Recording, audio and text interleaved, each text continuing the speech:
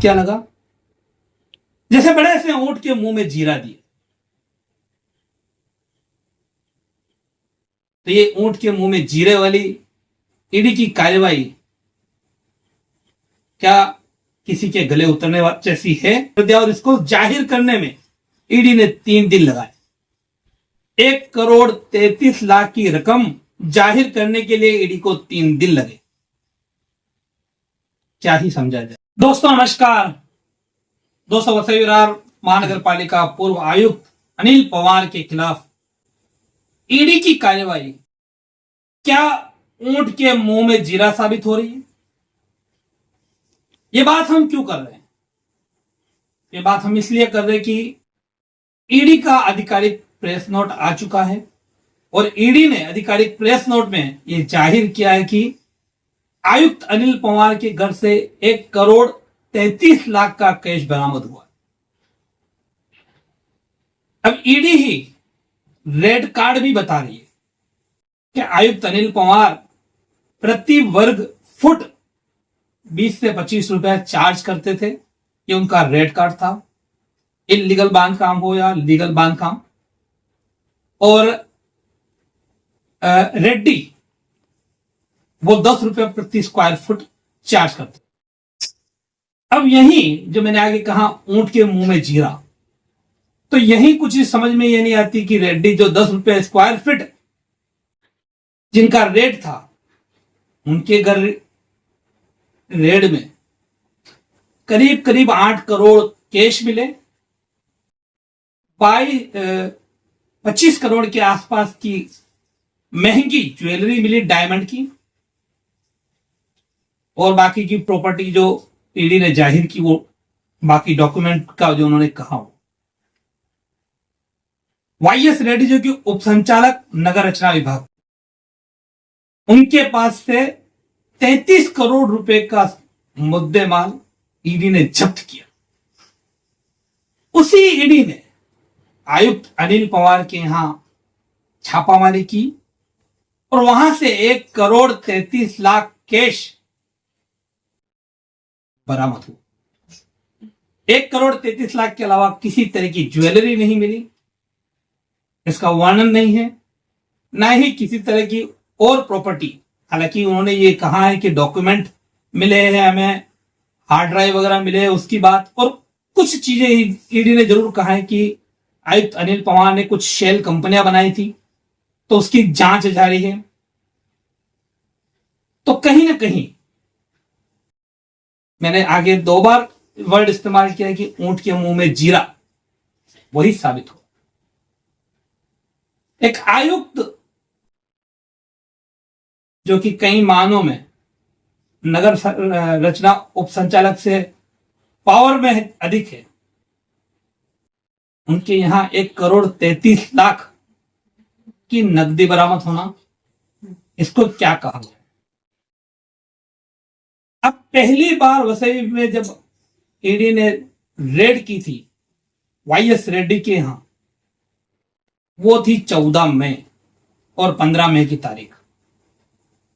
मैंने इसके पहले भी सवाल उठाया है। 14 मई से 29 जुलाई आयुक्त अनिल पवार के यहां जो रेड होती है, पूरे 75 दिन ईडी ने क्या किया? अगर 14 मई को ही ईडी ने आयुक्त के ऊपर भी रेड की होती, उस दिन अगर वो 1.5 करोड़ की रकम 1,33,00,000 मिली होती, तो शायद ये माना जा सकता था कि हां ईडी की कार्यवाही में कोई संदेह नहीं है। लेकिन 75 दिन में क्या से क्या हो सकता है? आखिर ये 75 दिन क्यों लगे? और जिस मामले में वाईएस रेड्डी ईडी की जद में आए हैं, वही मामले में आयुक्त अनिल पवार भी जद में आए हैं।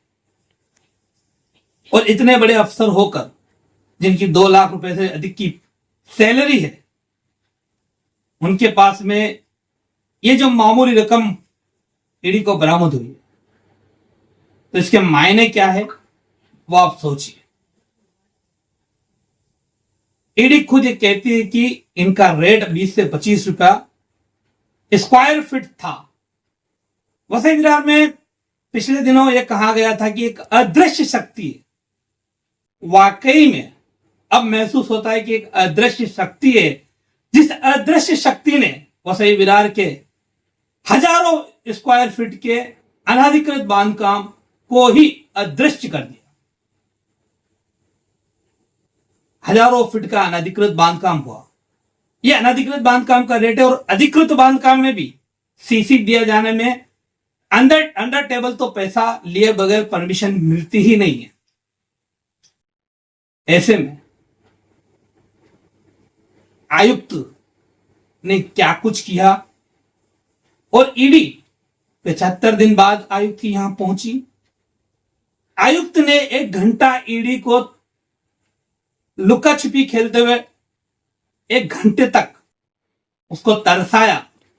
आखिरकार ईडी को एक लोकल चाबी वाले को बुलाकर ताला खोलना पड़ा, तोड़ना पड़ा। इसके बावजूद 18 से 20 घंटे ईडी ने वहां पर जांच पड़ताल की और हाथ क्या लगा, जैसे बड़े से ऊंट के मुंह में जीरा दिए। तो ये ऊंट के मुंह में जीरे वाली ईडी की कार्यवाही क्या किसी के गले उतरने जैसी है? एक सवाल बड़ा है।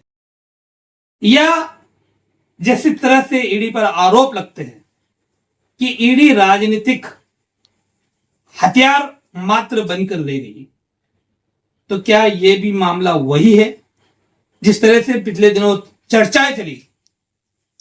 आयुक्त के दादाजी भूसे से रिश्तेदारी, दादाजी भूसे एकनाथ शिंदे के खास करीबी, और उस वजह से उनको दबाने के लिए। तो दूसरी तरफ बहुजन विकास आघाड़ी के हितेंद्र ठाकुर, और इनको दबाने के लिए क्या ईडी ने किसी पार्टी विशेष के आदेश पर या पार्टी विशेष के इशारे पर एक कार्यवाही की?